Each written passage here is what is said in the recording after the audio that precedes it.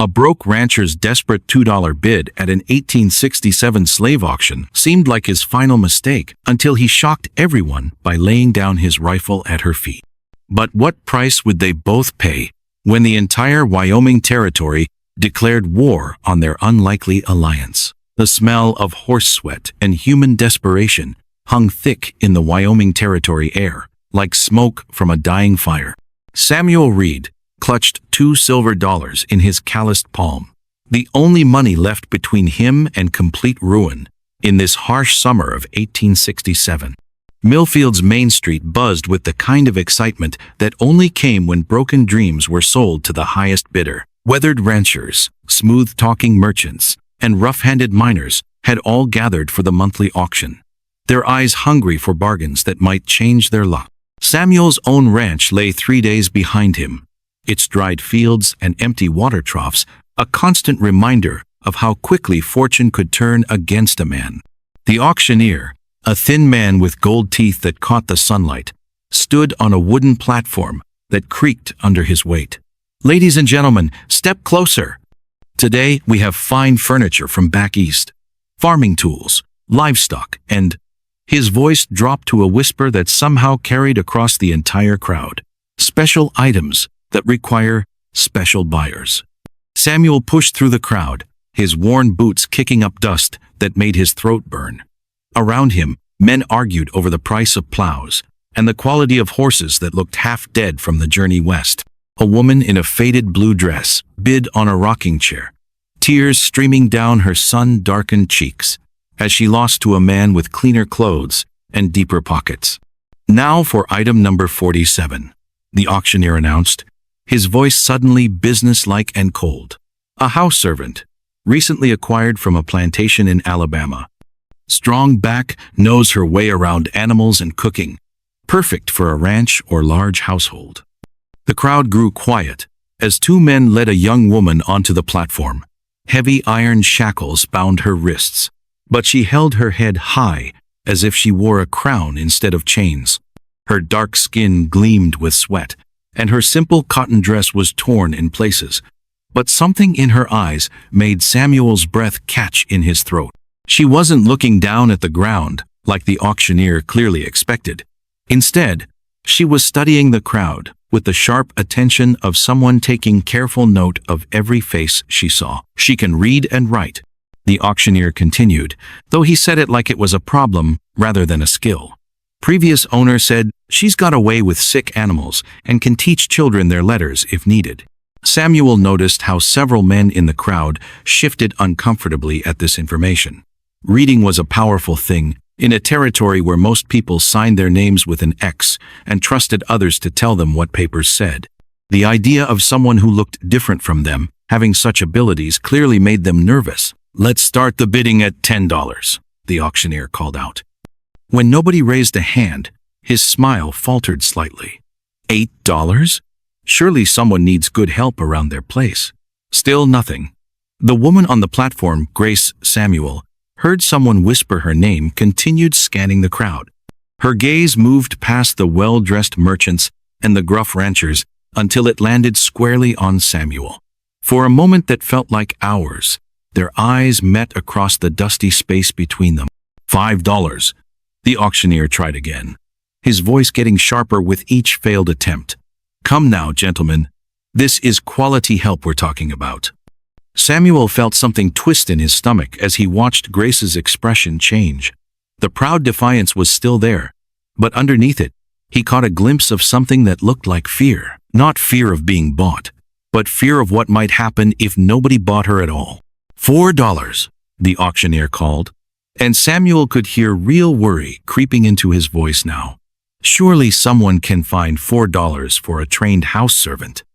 The crowd began to murmur among themselves, and Samuel caught fragments of conversations that made his jaw clench. "Too educated for her own good," someone whispered. "Probably cause nothing but trouble," another voice agreed. "Best to let someone else deal with that kind of problem." $3, the auctioneer tried desperately. "Going once for $3. Grace's eyes found Samuel again, and this time he saw something in her expression that nearly knocked him backward. It wasn't pleading or begging. It was a simple, direct question. Are you going to let this happen? Samuel's hand moved almost without his permission. $2, he heard himself say, his voice barely loud enough to carry over the crowd's muttering. The auctioneer's eyebrows shot up in surprise, but relief flooded his face. $2. Do I hear $2.50? 2 1/4? The silence stretched out like a rope pulled too tight. Samuel looked around at the other bidders, waiting for someone to raise the price, but every face he saw wore the same expression of distaste. They weren't just unwilling to bid more, they seemed disgusted that anyone had bid at all. Going once for $2? The auctioneer called, his voice picking up speed. Going twice. The wooden gavel rose in the air like an executioner's axe. Sold to the gentleman in the brown hat for $2. The gavel came down with a crack that seemed to echo across the entire territory. Samuel stood frozen, $2 silver poorer, and responsible for another human being's life. Around him, the crowd was already moving on to the next item, a broken plow that someone swore could be fixed with a little work. As he walked toward the platform to claim his purchase, Samuel caught sight of a man in an expensive black suit, watching him from the shade of the general store. The man's pale eyes were fixed on Samuel with the intensity of a hawk studying a mouse. When their gazes met, the man touched the brim of his hat in a gesture that somehow managed to be both polite and threatening at the same time. Samuel climbed the wooden steps to the platform, his boots sounding unnaturally loud against the creaking boards. Grace stood perfectly still as the auctioneer's assistant produced a key and began working on the locks that held her shackles in place. "Name's Grace," she said quietly, her voice carrying a musical quality that spoke of places far from Wyoming's harsh plains. She didn't thank him or bow her head or show any of the submissive behavior that everyone clearly expected. "Samuel Reed," he replied, taking the heavy iron chains as they fell away from her wrists. Red marks showed where the metal had rubbed against her skin, but she didn't rub at the sore spots or show any sign of relief.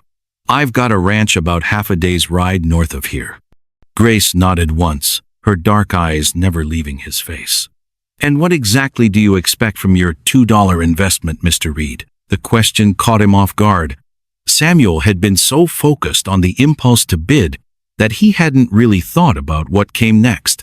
Around them, the auction continued, but he could feel curious eyes watching their conversation. "I expect," Samuel said slowly, "that we'll figure that out as we go." The ride north from Millfield stretched through country that looked like God had forgotten to finish painting it. Endless brown grass rolled away in every direction under a sky so blue it hurt to look at for too long. Grace sat behind Samuel on his horse, her hands resting lightly on his waist for balance, neither of them speaking as the miles passed beneath them. Samuel's mind raced faster than his horse's hooves. What had seemed like a simple act of decency back in town now felt incredibly complicated. He had no experience with owning another person. The very idea made his stomach churn.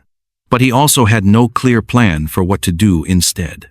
Freeing Grace immediately seemed right in his heart, but dangerous in a territory where such actions could mark a man as a troublemaker. "That man in the black suit," Grace said suddenly, her voice barely audible over the sound of hoofbeats. "He was watching you very carefully during the bidding." Samuel glanced back over his shoulder, but the road behind them was empty except for heat waves rising from the sun-baked earth. "You noticed him too?" Hard not to. He looked like a man making plans. Grace shifted slightly, and Samuel felt her tense against his back. "I've seen that expression before. Back in Alabama, it usually meant trouble was coming." They crested a small hill, and Samuel's ranch spread out below them like a promise that had been only half kept. The house was sturdy enough, built from logs he'd cut himself during his first winter in Wyoming, but everything else showed signs of the drought's cruel touch. Fences sagged where posts had worked loose in the dry ground. The barn's roof had several missing shingles that he hadn't been able to afford to replace. His small herd of cattle clustered around a water trough that was more mud than liquid. "It's not much to look at right now," Samuel admitted, hearing the defensive note in his own voice. "I've seen worse," Grace replied diplomatically. "Much worse." As they approached the house, Samuel noticed movement in the distance. 3 riders were approaching from the east, moving at the steady pace of men with serious business on their minds. Even at this distance, he could make out the black suit of the man from town. "Looks like your friend didn't waste any time," Grace observed, her voice remarkably calm for someone who might be about to face whatever trouble these men brought with them. Samuel reined in his horse about 50 yards from the house, close enough to reach shelter if needed, but far enough away to have options. The 3 riders approached at the same measured pace, stopping just outside comfortable conversation distance. The man in the black suit urged his horse forward a few steps. "Mr. Reed, I presume? My name is Ezra Morrison. I represent certain business interests in the territory, and I'd like to have a word with you about your recent purchase." Something in Morrison's tone made Samuel's hand drift toward the rifle secured to his saddle. The man's words were polite enough, but they carried an undercurrent of threat that reminded Samuel of the sound rattlesnakes made before they struck. "What kind of business interests?" Samuel asked, keeping his voice level and calm. Morrison's thin lips curved into what might have been a smile if it had contained any warmth. The kind that maintain order and proper standards in communities that are still finding their way towards civilization. "Your auction purchase today has raised some concerns among respectable citizens." Grace spoke for the first time since the men had appeared. "What concerns would those be, Mr. Morrison?" Morrison's pale eyes flicked toward her with obvious displeasure. "I don't believe I was addressing you, girl." The word hit the air like a slap. Samuel felt Grace stiffen behind him, but when she spoke again, her voice remained perfectly controlled. "You were discussing me, though. Seems like I should have some say in the conversation." "See, this is exactly the problem," Morrison said, addressing Samuel as if Grace hadn't spoken at all. "You buy a piece of property and immediately allow it to speak out of turn. That kind of behavior makes other property restless and gives people in town ideas that aren't healthy for maintaining good order." Samuel's anger flared hot and sudden. "Grace isn't property, Morrison. She's a person who happens to work for me now." "Work for you?" One of Morrison's companions, a younger man with nervous eyes, spoke up for the first time. "Pa says you paid $2 for her. That makes her your property, legal and proper." "Your pa talks too much, Billy," Samuel replied, recognizing the boy as one of the Hutchins clan from south of town. "And he's wrong about the legal part." Morrison's expression sharpened with interest. "Oh? And what makes you think that, Mr. Reed?" Samuel felt sweat beading on his forehead, despite the cooling air as evening approached. He was walking into dangerous territory now, challenging assumptions that most people in Wyoming took for granted. But something about Grace's quiet dignity and Morrison's obvious attempt at intimidation made it impossible for him to back down. "Because I say so," Samuel replied simply. "On my land, I make the rules. And my rule is that Grace works for wages. Not because she has to, but because she chooses to." The silence that followed his words seemed to stretch out forever. Morrison's horse stamped nervously, as if sensing the tension crackling between the men. In the distance, Samuel could hear his cattle lowing as they settled in for the night. "Wages?" Morrison's voice was soft and dangerous. "You're planning to pay a Negro wages for work that property should do for free?" "I'm planning to pay Grace whatever wage we agree is fair for whatever work she chooses to do," Samuel corrected. "Same as I would any other person I hired." Morrison exchanged glances with his companions, and Samuel saw something pass between them that made his stomach clench with worry. When Morrison looked back at Samuel, his expression had hardened into something that looked like granite. "Mr. Reed, you seem to be laboring under some serious misunderstandings about how things work in this territory. Perhaps you need some time to think about the consequences of your actions, not just for yourself, but for everyone who has to live with the precedent you're trying to set." The threat was clear enough, but before Samuel could respond, Grace slid down from the horse and walked forward until she stood beside Samuel's stirrup. Her movement was graceful and deliberate, and it had the effect of making Morrison's horse shy backward a few steps. "Mr. Morrison," she said, her voice carrying clearly across the space between them, "I appreciate your concern for proper order and civilization, but it seems to me that treating people with basic human dignity is a pretty important part of both those things." Morrison's face flushed red. "You dare to lecture me about civilization? You? Who what?" Grace interrupted, taking another step forward. "Who can read and write? Who knows how to tend sick animals and teach children their letters? Who's never done anything worse than be born with dark skin in a country that seems to think that's some kind of crime?" Samuel could see that Morrison was struggling to control his temper, but Grace wasn't finished. "You want to talk about property, Mr. Morrison? Let me tell you what I learned about property during 23 years in Alabama. Property doesn't choose. Property doesn't think. Property doesn't stand up and demand to be treated with respect." She spread her arms wide, her simple dress catching the evening breeze. "Do I look like property to you?" The question hung in the air like smoke from a gun that had just been fired.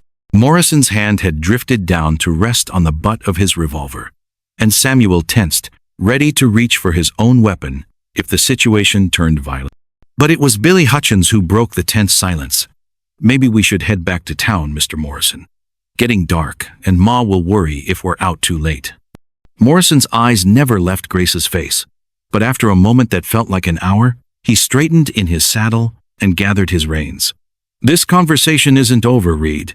Not by a long shot. You'd do well to remember that your actions affect more than just yourself." As the three men rode away into the gathering dusk, Samuel and Grace stood side by side watching them disappear. Only when the sound of hoofbeats had faded completely did Samuel realize he'd been holding his breath. "Well," Grace said quietly, "that could have gone worse." Samuel looked down at her, taking in the determined set of her jaw and the fearless way she'd faced down three armed men who clearly meant her harm. "Grace, I think I need to ask you something important." She tilted her head, waiting. "Are you sure you want to stay here? Because after what just happened, I have a feeling life is about to get very interesting around this place." Grace smiled then, the first genuine smile he'd seen from her since the auction. "Mr. Reed, my life has been interesting for a long time now. The question is, are you sure you're ready for what interesting looks like?" Grace's scream pierced the Wyoming morning like a knife through silk. Samuel dropped his hammer and sprinted toward the chicken coop, his heart hammering against his ribs. What he found there made his blood turn to ice water. A massive black bear stood on its hind legs, towering 8 feet tall, with 3 of Samuel's prize hens dangling lifeless from its jaw.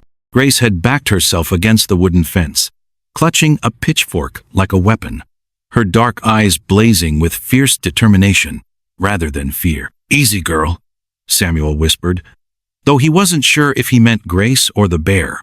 He reached slowly for the rifle he'd left leaning against the barn wall, his movements careful as winter ice. One wrong step would send half a ton of angry bear charging at the woman who had become more precious to him than his own life. The bear's small black eyes shifted between Samuel and Grace, trying to decide which human posed the greater threat. Thick drool mixed with chicken feathers dripped from its massive jaws. Samuel had seen what bears could do to a person. The thought of those claws tearing into Grace's smooth skin made him sick to his stomach. "When I count to 3, you run for the house," Samuel breathed, barely moving his lips. "Don't look back. Don't stop. Just run." "I'm not leaving you alone with that monster," Grace hissed back, adjusting her grip on the pitchfork. "Grace, please." "One." The bear dropped to all fours and took a step toward them, its massive paws making no sound on the packed earth. Samuel's finger found the trigger of his rifle, but his hands were shaking so badly he wasn't sure he could hit the broadside of a barn, let alone make a clean shot that would drop a bear before it could maul them both. 2. That's when Grace did something completely unexpected. Instead of running, she began to sing, not loudly, not frantically, but with the same gentle melody Samuel had heard her humming while she worked in the garden. The bear's ears perked forward, and its massive head tilted to one side like a curious dog. "Amazing Grace, how sweet the sound," she sang softly, her voice floating across the morning air like honey on warm biscuits. "That saved a wretch like me." The bear sat back on its haunches, still holding the dead chickens, but no longer looking ready to charge. Samuel had never seen anything like it. The massive creature seemed almost hypnotized by Grace's voice, swaying slightly as she continued the familiar hymn. "I once was lost, but now am found. Was blind, but now I see." Samuel used the bear's distraction to edge closer to Grace, his rifle still ready, but no longer shaking. 3 years ago, he'd seen a traveling preacher calm a spooked horse with nothing but his voice and patience. But this was a wild bear, not some gentle farm animal. What Grace was doing should have been impossible. The bear stood up again, but this time it simply turned around and ambled back toward the forest, the stolen chickens still clutched in its jaws like some strange trophy. It paused at the edge of the tree line and looked back at them once, as if trying to understand what had just happened, then disappeared into the shadows between the pines. Grace's legs gave out, and she sank to the ground, the pitchfork falling from her trembling hand. Samuel dropped his rifle and pulled her into his arms, feeling her heart beating like a trapped bird against his chest. "How did you know that would work?" he asked, stroking her hair. "I didn't," Grace whispered, her voice shaky for the first time since he'd known her. "Back in Louisiana, my grandmother used to say that music could tame any wild thing. I never believed her until today." Samuel helped her to her feet, both of them still staring at the spot where the bear had vanished. "Your grandmother sounds like a wise woman. She was sold away when I was 12, Grace said quietly. "Never saw her again." The simple words hit Samuel like a punch to the gut. He'd heard stories about families being torn apart on the auction block, but hearing it from Grace made it real in a way that twisted his stomach into knots. How many other grandmothers, mothers, children had been ripped away from the people they loved, sold like cattle to strangers who saw them as nothing more than property? "I'm sorry," he said, knowing the words weren't nearly enough. Grace looked up at him with eyes that held depths he was only beginning to understand. "She taught me that song, said it would protect me when nothing else could." They spent the rest of the morning repairing the damage to the chicken coop, working side by side in comfortable silence. Samuel found himself stealing glances at Grace as she hammered new boards into place, marveling at her steady hands and quiet strength. She'd faced down a bear without flinching, then fallen apart in his arms, then gotten right back to work. He'd never known anyone quite like her. That afternoon, while Grace tended the vegetable garden, Samuel rode into town for supplies. Millfield buzzed with gossip about strange happenings at the Morrison Ranch. Ezra's prize bull had broken through 3 fences and wandered off into the wilderness. His well had suddenly gone dry, despite the recent rains.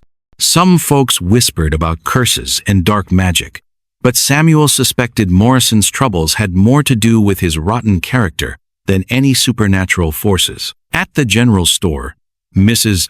Patterson eyed him suspiciously as he selected flour, sugar, and coffee.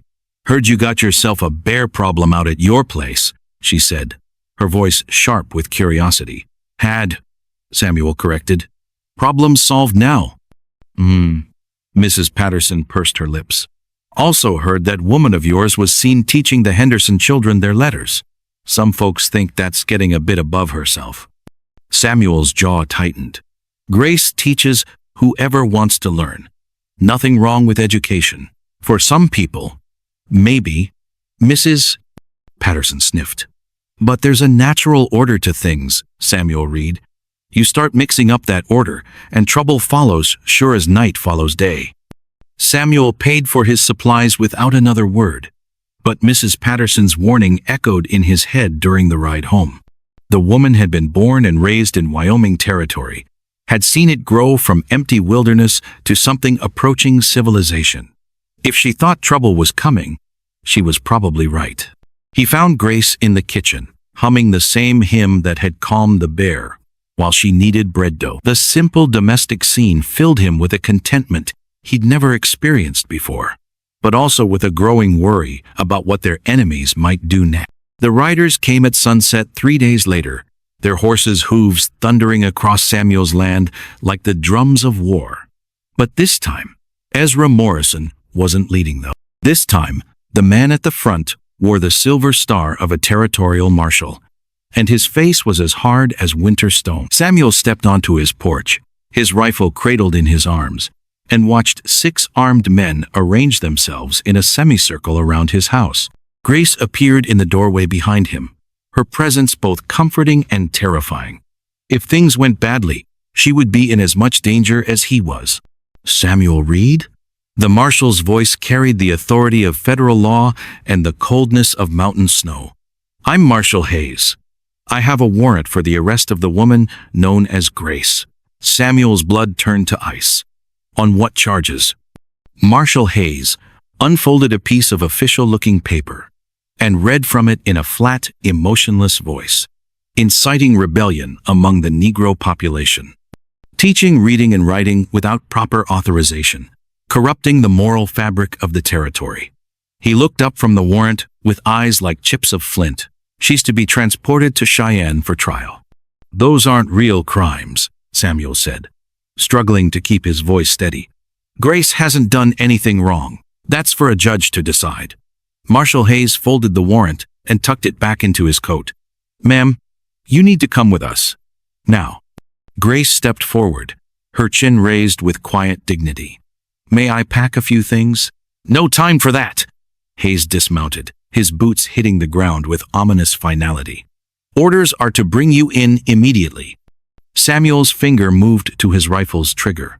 She's not going anywhere with you. 5 other weapons swung toward him like compass needles finding magnetic north. Marshal Hayes held up one hand, a gesture that probably prevented Samuel from being shot full of holes on his own front porch. Mr. Reed, I understand your attachment to this woman, but I have my orders, and I will carry them out. The only question is whether we do this easy or hard. Grace placed her hand gently on Samuel's arm. It's all right, she said softly. I'll go. No. The word exploded from Samuel's throat like a gunshot. I won't let them take you. You don't have a choice in this matter, Marshal Hayes said, his patience clearly running thin. Federal law supersedes your personal feelings. Step aside. That's when Grace did something that surprised everyone present, including herself. She laughed, not a bitter, defeated laugh, but genuine amusement that rang across the Wyoming wilderness, like church bells on Sunday morning. Federal law, she repeated, shaking her head in wonder. You know what's funny about that, Marshal? According to federal law, I'm not even a complete person. The Constitution counts me as 3/5 of a human being for taxation purposes, but somehow I'm dangerous enough to warrant 6 armed men and a formal arrest. Marshal Hayes's jaw tightened. I don't make the laws, ma'am. I just enforce them. Of course you do. Grace stepped off the porch, her movements graceful despite the circumstances. Just following orders. Where have I heard that before? Samuel moved to follow her, but 2 of the deputies immediately pointed their rifles at his chest. Don't make this harder than it has to be, Hayes warned. Grace turned back to Samuel, her eyes holding a message he couldn't quite read. Remember what I told you about my grandmother? She said quietly, about music taming wild things. Before Samuel could ask what she meant, Grace began to sing again. The same hymn that had calmed the bear, but this time her voice carried a different quality. This time, she wasn't trying to soothe a wild animal. This time, she was calling for help.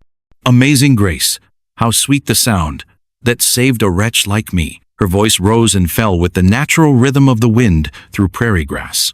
But underneath the familiar melody, Samuel heard something else. A pattern, almost like a code. She was sending a message. But to whom? The answer came from the hills surrounding his ranch. First one voice, then another, then a dozen more took up Grace's song. The Henderson children, whom she'd been teaching to read, their parents, other ranch families who had quietly begun to accept Grace as one of their own, even old Mrs. Patterson from the general store, her wavering soprano joining the impromptu chorus. Marshal Hayes looked around nervously as the singing grew louder. "What the hell is this?" "This," said a familiar voice from behind the mounted deputies, "is what happens when you try to arrest the wrong person." Samuel's heart leaped as he recognized Tom Henderson, flanked by a dozen other men from the surrounding ranches. They weren't armed, but their faces held the quiet determination of people who had found something worth protecting. "This is none of your business, Henderson," Marshal Hayes snapped. But Samuel could hear uncertainty creeping into his voice. "Maybe not," Tom replied calmly. "But Grace taught my children to read. My wife says she's the finest Christian woman she's ever met. So when we heard you were coming to arrest her for the crime of being educated and kind, we figured we'd come see what all the fuss was about." More people emerged from the gathering dusk. Ranchers, shopkeepers, even the local blacksmith. Not all of them had been friendly to Grace before, but something about seeing her threatened by federal marshals had changed their minds about what was truly dangerous to their community. Marshal Hayes found himself facing a crowd of 40 or 50 people, all of them singing Grace's hymn, all of them standing between him and his prisoner. His 6 deputies suddenly looked very small and very outnumbered. "This is illegal assembly," Hayes declared, but his voice lacked conviction. "No," Grace said. Her singing stopped, but her voice carrying clearly across the crowd. "This is what happens when people remember that laws should serve justice, not the other way around." She looked directly at Marshal Hayes, and Samuel saw something in her eyes that made his chest swell with pride and fear in equal measure. "You want to arrest me, Marshal? Then you'll have to arrest all of them too. Because if teaching children to read is a crime, and treating people with dignity is rebellion, then this whole territory is guilty." The crowd began to move forward, not threateningly, but with the inexorable force of a river in flood.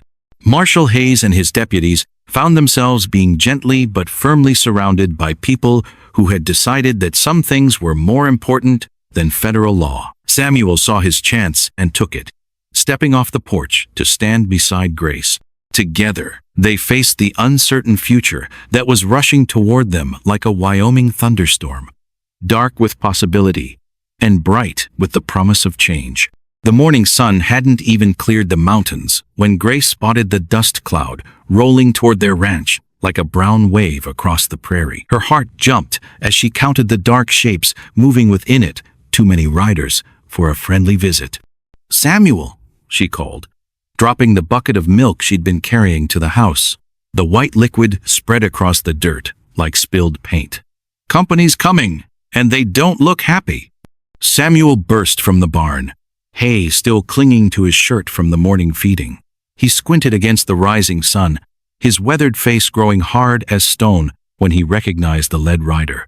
Ezra Morrison sat tall in his saddle like a judge coming to deliver punishment, his black coat flapping behind him like the wings of a giant crow. "How many?"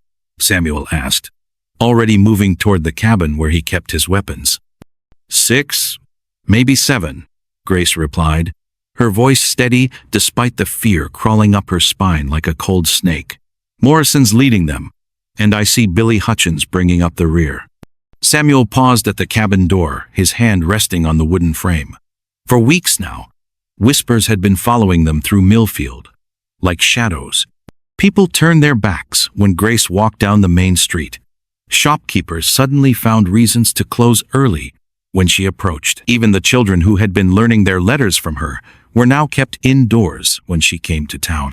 "What do you think they want?" Grace asked, though they both knew the answer. "Same thing angry men always want," Samuel said grimly. "To put the world back the way they think it should be."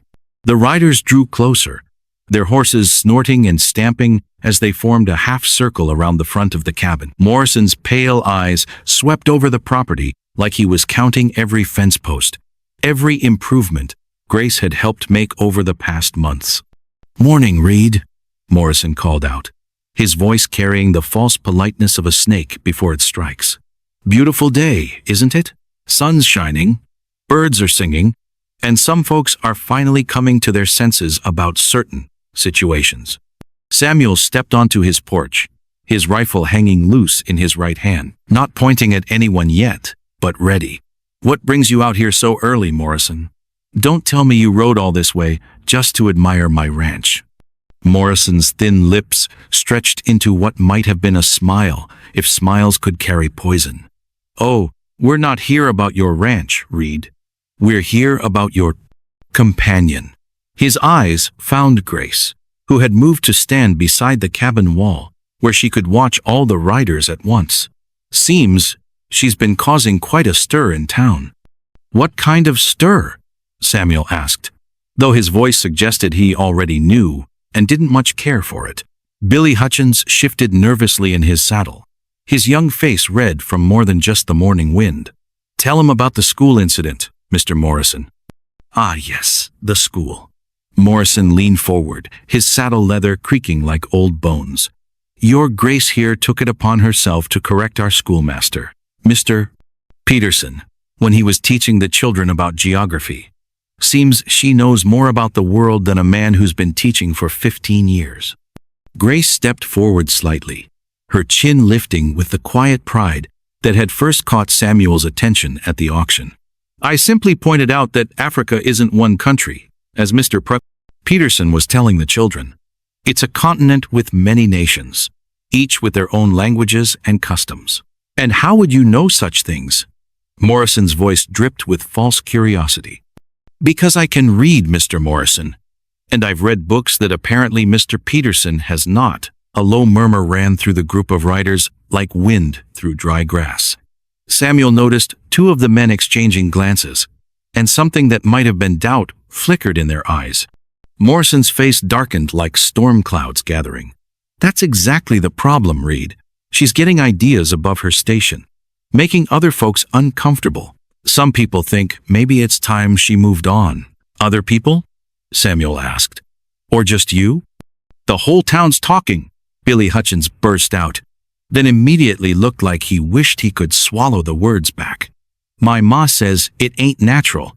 A woman like her acting so what?" Grace asked quietly. "So human? So uppity?" The words exploded from Morrison, like steam from a kettle. "Walking around town like she owns the place, talking back to white men, teaching ideas that ain't her place to teach." Samuel's grip tightened on his rifle. "Grace is a free woman, Morrison.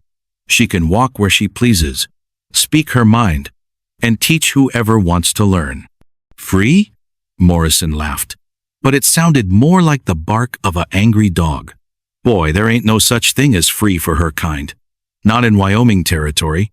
Not anywhere. You might have torn up that piece of paper, but that doesn't change what she is." "And what is she?" Samuel asked, his voice going dangerously quiet. Morrison opened his mouth to answer, but Grace stepped forward before he could speak. "I'll tell you what I am, Mr. Morrison. I'm a woman who was born in South Carolina to parents who were stolen from their homeland and forced to work for nothing. I'm a woman who learned to read by listening at windows and practicing letters in the dirt. I'm a woman who survived things you couldn't imagine and came out stronger. And I'm a woman who won't bow her head to small men who think their skin color makes them better than me." The silence that followed her words was so complete that Samuel could hear the wind whistling through the fence posts and the distant lowing of cattle in the far pasture. Finally, Morrison found his voice again. "That's exactly what I'm talking about, Reed. She's poison, filling people's heads with dangerous ideas. Some folks think maybe she needs to be reminded of her place." "And what place would that be?" Samuel asked. Morrison's hand drifted toward the gun at his hip. Quiet, grateful, gone. The word gone hung in the air like smoke from a distant fire, and Samuel felt something cold settle in his chest. Around Morrison, the other riders shifted in their saddles, and he could see some of them fingering their weapons. "You threatening her, Morrison?" Samuel asked, his voice carrying across the yard like the growl of a mountain cat. "Not threatening," Morrison replied smoothly. "Just pointing out facts. Winter's coming, and sometimes the territory gets dangerous for folks who don't fit in. Accidents happen. People disappear." His pale eyes glittered with malice. "Especially people who forget their place." Grace stepped down from the porch, moving with the slow, deliberate grace of someone who had made a decision. "Mr. Morrison, I want to ask you something." "I don't have to answer to you," Morrison snapped. "Maybe not," Grace said calmly, "but maybe you'll answer anyway, because the question might surprise you." She walked closer to his horse, close enough that she had to tilt her head back to look up at him. "What are you so afraid of?" Morrison's face flushed red. "Afraid? I'm not afraid of anything." "Then why are you here?" Grace asked. "Why did you ride out here with 6 men to threaten 1 woman and 1 rancher? Why does it matter so much to you what I do or say or think?" Billy Hutchins spoke up from the back of the group, his voice uncertain. Because it ain't right. It ain't the way things are supposed to be." Grace turned to look at him, and Samuel saw something in her expression that reminded him of a teacher facing a confused student. "According to who, Billy? Who decided how things are supposed to be? It's always been this way," another writer called out. Samuel recognized him as Tom Bradley, a farmer who struggled to grow anything on his poor land. "That's just how the world works." "Is it?" Grace asked. "Then why can you barely read, Tom Bradley, while I can read books that would make your head spin? Why can I doctor a sick horse better than the veterinarian in town? Why can I grow vegetables that win prizes at the county fair?" She paused, letting her words sink in. "If I'm supposed to be so inferior, why am I better than you at so many things?" The silence that followed was different from before. This wasn't the quiet of shock or anger, it was the silence of men thinking thoughts they'd never allowed themselves to think before. Morrison must have sensed the shift, because his voice got louder and more desperate. "Don't listen to her lies.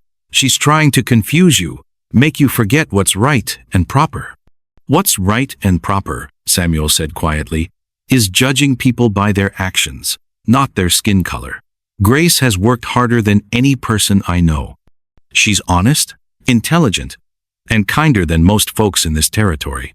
If that threatens you, Morrison, maybe the problem isn't with her." "The problem," Morrison snarled, "is that she's getting ideas, and she's giving other people ideas too. You think the other ranchers want their help getting uppity? You think the townspeople want their world turned upside down because one bleeding heart can't tell the difference between property and people?"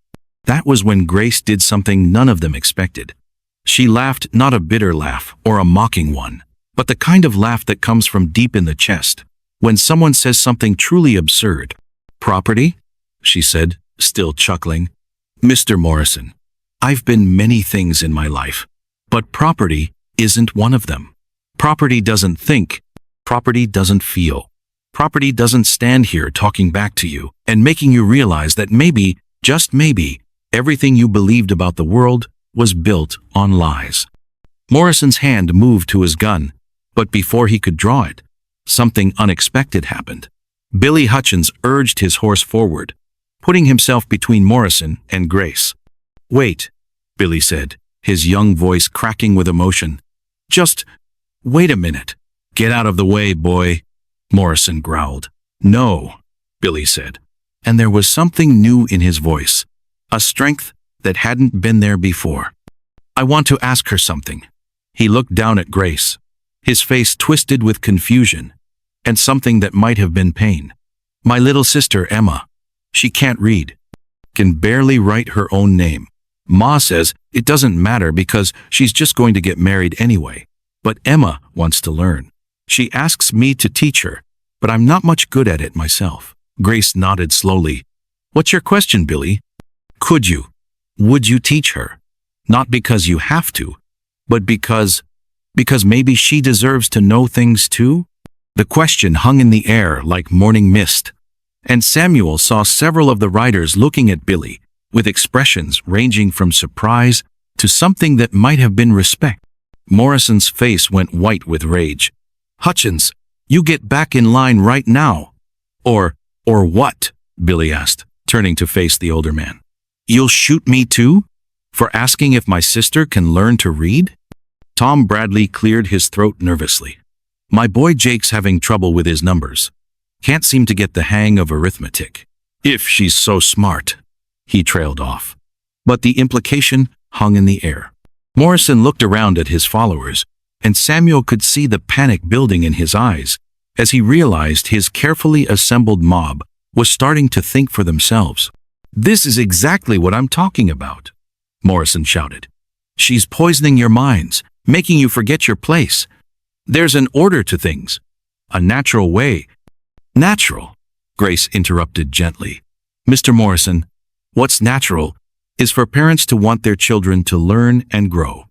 What's natural is for people to help each other survive and prosper. What's not natural is treating human beings like animals just because their skin is darker than yours." She walked over to Samuel's rifle, which he had set aside during the conversation, and picked it up with careful, respectful hands. Then, to everyone's amazement, she walked back to Morrison's horse and laid the weapon on the ground at his feet. "There," she said simply. "That's Samuel's rifle. The same rifle he was ready to use to defend me. But I'm laying it down, unarmed, because I believe that truth is stronger than bullets, and love is stronger than hate." Morrison stared down at the rifle, his face working through a dozen different emotions. Around him, his followers had gone completely silent, and Samuel could practically hear them reconsidering everything they thought they knew about the world. "You think that makes you brave?" Morrison asked, but his voice had lost its earlier conviction. "No," Grace said quietly. "I think it makes me human. Just like you, Mr. Morrison. Just like all of us." The crack of Morrison's whip split the morning air like lightning, but this time it wasn't meant for horses. Samuel watched in horror as the leather struck the ground inches from Grace's feet, sending up a spray of dirt and pebbles that stung her ankles through her worn boots. "Pick up that rifle, Reed!" Morrison's voice carried the edge of a man pushed beyond reason. "Face me like the man you pretend to be." But Samuel did something nobody expected. Instead of reaching for his weapon, he knelt down in the Wyoming mud and placed both hands flat on the wet earth. The gesture was so unexpected, so completely opposite of what any frontier man would do, that even Morrison's horse seemed to pause in confusion. "I'm not picking up anything," Samuel said quietly, his voice carrying across the ranch yard like a prayer. "You want to shoot someone? You'll have to shoot a man on his knees." Grace felt her heart hammering against her ribs. She'd seen men beaten for less than this. She'd watched proud people broken simply for refusing to bow their heads. But Samuel wasn't just refusing to fight, he was making himself completely defenseless in front of 6 armed men. Young Billy Hutchins shifted nervously in his saddle. "Mr. Morrison, this don't feel right. My pa always said a man fights standing up or not at all." "Your pa's not here, boy," Morrison snarled, but sweat was beginning to bead on his forehead, despite the cool morning air. "Reed's making fools of us all." Grace stepped forward then, her bare feet silent on the muddy ground. She moved with the careful grace of someone who'd learned to read dangerous men the way others read books. Morrison's eyes followed her every step, his trigger finger twitching like a snake's tail. "You know what I think, Mr. Morrison?" Grace said, her voice so calm it seemed to come from somewhere far away. "I think you're scared." Morrison's face went white, then red. "Scared? Of a?" "Scared that if people see Samuel treating me like I matter, they might start wondering why you don't." Grace picked up Samuel's rifle from where it lay in the mud, but instead of pointing it at Morrison, she did something that made every man present suck in his breath. She broke it open and let the bullets fall into the mud with tiny splashing sound. "There," she said, handing the empty weapon to Morrison handle first. "Now we're all defenseless. What are you going to do about it?" Morrison stared at the unloaded rifle in his hands, like it might bite him. Around him, his men were beginning to look at each other with questions in their eyes. This wasn't how these things were supposed to go. There were rules, patterns, ways that confrontations played out on the frontier, but Grace and Samuel had just rewritten all of them. "You're both crazy," Morrison whispered, but the words came out sounding more confused than angry. Samuel stood up slowly, mud caked on his knees and palms. "Maybe so," he agreed, "but we're crazy together, and that counts for something." From behind the cabin, another voice spoke up. "It surely does." Everyone turned to see Doc Patterson emerging from the shadows, his medical bag in one hand and his own rifle in the other. The old doctor's arrival changed everything in an instant. Doc Patterson had delivered half the babies in the territory and patched up the other half after bar fights and accidents. Nobody wanted to explain to him why they'd shot unarmed people. "Morning, Ezra," Doc Patterson said pleasantly, as if he'd encountered Morrison at church, instead of in the middle of an armed standoff. "Heard you boys were having a discussion out here. Thought I might listen in." Morrison's mouth opened and closed, like a fish gasping for air. "This is none of your concern, Doc." "Oh, but it is." Doc Patterson set down his medical bag and leaned on his rifle like it was a walking stick. "You see, I've been watching what's been happening out here. Watching Samuel's ranch turn from a dying patch of dirt into something that might actually feed people. Watching Grace teach children to read and write their own names." He paused, letting his words sink in like rain into thirsty soil. "And I've been thinking about something my own grandfather told me, back when I was about Billy's age. He said the measure of a civilization isn't how it treats its kings and queens. It's how it treats the people who have the least power to fight back." Billy Hutchins was nodding now, his young face serious with thought. Two of the other riders had already begun backing their horses away from the confrontation. Morrison looked around at his shrinking support and felt something cold settle in his stomach. "This isn't over," he said, but the words sounded hollow even to him. "Yes, it is," Grace said simply. "It's over, because we're not going to let fear win anymore." She walked over to Morrison's horse and looked up at him with eyes that held no anger, no hatred, just a kind of tired determination that was somehow more powerful than any weapon. "You can ride back to town and tell people that Samuel Reed and Grace Washington, yes, I have a last name too, are living their lives with dignity and respect. You can tell them we're not hurting anybody, not threatening anybody, just working our land and helping our neighbors." Morrison's hand was shaking on his reins. "And if I don't?" Grace smiled then, and the expression transformed her entire face. "Then you'll have to explain to the whole territory why you were so afraid of a school teacher that you needed 5 other men to back you up." The silence that followed stretched out like taffy, sweet and golden in the morning sun. Finally, Morrison turned his horse and rode away without another word. One by one, his men followed, until only Billy Hutchins remained. The young man dismounted and walked over to where Samuel's bullets lay, scattered in the mud. He picked them up carefully, like they were precious stones, and handed them to Samuel with something that looked almost like respect. "My apologies, Mr. Reed," he said quietly. "Ma'am," he added, touching his hat brim in Grace's direction. As Billy rode away, Doc Patterson chuckled and shook his head. "Well, that's something you don't see every day." Samuel reloaded his rifle with steady hands, but he didn't feel like the same man who'd carried it that morning. Something fundamental had shifted in those moments, when he'd knelt in the mud and Grace had emptied his weapon.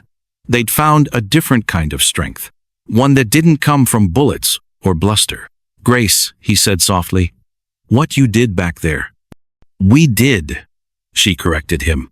"We did it together." And standing there in the aftermath of a confrontation that had ended not with gunfire but with understanding, Samuel realized that the $2 he'd spent at that auction had bought him something far more valuable than he'd ever imagined. It had bought him a partnership that could face down armed men and come out stronger on the other side. The letter arrived on a Tuesday morning in early spring, carried by a rider whose horse was lathered with sweat from hard travel. Grace wiped flour from her hands before accepting the envelope, noting the official seal and the careful handwriting that marked it as something important. Samuel looked up from where he was mending harness leather, watching Grace's face as she read. He'd learned to read her expressions the way farmers read weather signs, and what he saw now made his chest tight with an emotion he couldn't quite name. "It's from the territorial governor," Grace said, her voice carefully neutral, in the way that meant she was holding back something big. "Good news or bad?" Samuel asked, though he suspected he already knew from the way Grace's fingers trembled just slightly as she held the paper. "They want me to come to Cheyenne. There's talk of starting a school for freed slaves and their children. They want me to. They want me to run it." The words hung in the air between them like morning mist, beautiful and fragile, and somehow changing everything just by existing. Samuel set down his leatherwork and walked over to where Grace stood in the doorway, the letter still clutched in her hands. "That's what you've always wanted," he said quietly. "A chance to teach, to make a real difference." Grace nodded, but tears were gathering in the corners of her eyes. "It is. Ever since I was a little girl, listening to stories about teachers back east who helped people learn to read and write their way to freedom, this is everything I dreamed about." But Samuel could hear the words she hadn't spoken yet. "But I never expected to find a home first." Grace looked around at the ranch they'd built together, the neat fences, the flourishing garden, the cabin that had become something more than just shelter from the weather. "I never expected to find someone who saw me as a partner instead of property." Samuel felt something cracking open in his chest, like ice breaking up on a river in spring. "Grace, if this is your chance—" "It's not just my chance," she interrupted him, her voice suddenly fierce with determination. "Read the letter. Go on, read it." Samuel took the paper with hands that weren't quite steady. As he read, his eyebrows rose higher and higher. The territorial governor wasn't just offering Grace a teaching position. He was proposing something much bigger, a model school that would prove freed slaves could be educated, productive citizens. And he was offering Samuel a position as the school's administrator, recognizing his success in making the ranch profitable. "He wants both of us," Samuel said, wonder creeping into his voice. "Both of us," Grace confirmed. "Turns out our little scandal made it all the way to the territorial capital. But instead of seeing it as a problem, Governor Campbell sees it as proof that his territory is ready for something new." Samuel laughed then, a sound of pure joy that seemed to echo off the mountains themselves. A school, a real school, where children can learn without anyone caring about the color of their skin. Where children can learn that a person's worth isn't determined by what others think of them, Grace added, remembering the words that had sustained her through the darkest days of her life. They spent the rest of that morning planning, their excitement building like a fire fed by dry kindling. They would sell the ranch to Doc Patterson, who'd always admired the improvements they'd made. They would pack their few belongings and ride to Cheyenne together, ready to build something that had never existed before in the Wyoming Territory. But first, there was one last thing Samuel needed to do. That evening, as the sun painted the western sky in shades of gold and crimson, Samuel walked out to the small rise where he'd buried his first horse, a mare named Duchess who'd carried him faithfully for 15 years. He knelt beside the simple wooden cross that marked her grave and pulled something from his pocket. It was the torn pieces of Grace's bill of sale, somehow preserved through all the months since he'd thrown them in the stream. He'd found them caught in branches downstream, dried and faded but still readable. He'd kept them, he realized now, as a reminder of how far they'd come. "Well, old girl," he said to Duchess's grave, "looks like we're moving on.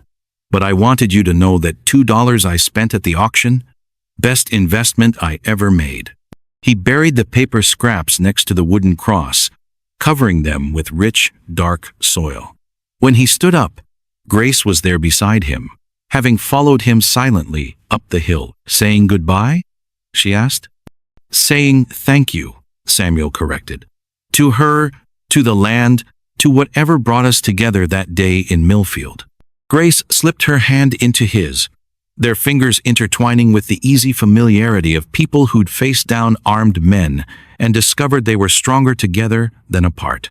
"You know what I think, Samuel Reed," she said as they looked out over the ranch that had been their first home together. "What's that, Grace Washington?" "I think that auctioneer was wrong. My value was never $2, but it was never $5 either, or 10, or 100. She squeezed his hand gently. "My value, our value, can't be measured in money at all." As they walked back down the hill together, their shadows long in the evening light, Samuel thought about the journey that had brought them to this moment. It had started with an auction, with $2 and a desperate decision. But it had become something neither of them could have imagined. A partnership built on respect, strengthened by adversity, and now ready to change an entire territory's ideas about what was possible. The Wyoming wind carried the scent of new grass and distant rain, promising good weather for traveling. In 3 days, they would begin their journey to Cheyenne and the new school that waited for them there. But tonight, they would sit on their porch one last time, watching the stars emerge in the vast western sky, and marveling at how far two people could travel when they recognized each other's true worth.